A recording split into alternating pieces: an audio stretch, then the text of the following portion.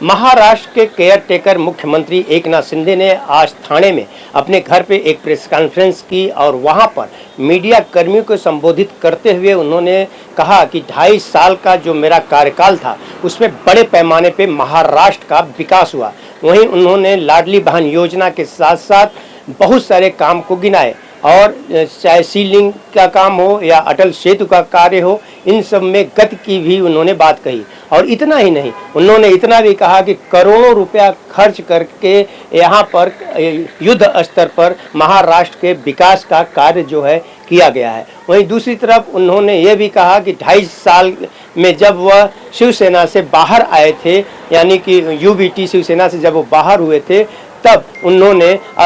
Bharatiya Janata party के साथ मिल करके बड़े पैमाने पे यानी कि युद्ध स्तर पर उन्होंने कार्य किया और जिससे महाराष्ट्र सरकार ही नहीं बल्कि महाराष्ट्र की पूरी जनता विकास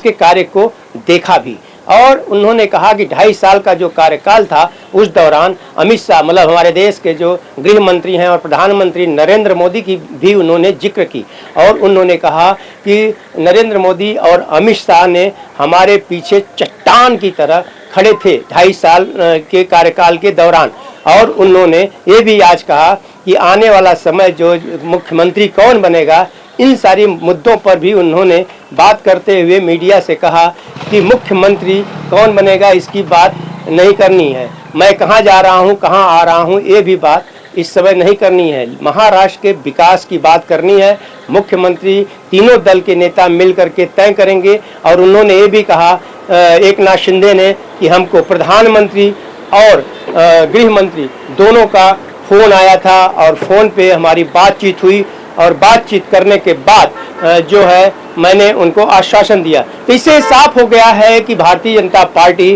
के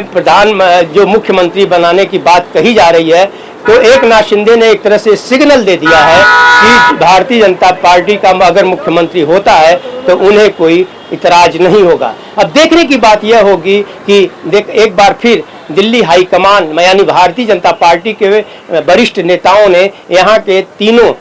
महायुति के जो अजीत पवार हैं, एकनाथ शिंदे हैं और देवेंद्र फडणवीस हैं, दिल्ली तलब किया गया है और फैसला बहुत जल्द आने वाला है। इससे साफ हो गया है कि बहुत जल्द ही महाराष्ट्र को नया मुख्यमंत्री मिल जाएगा।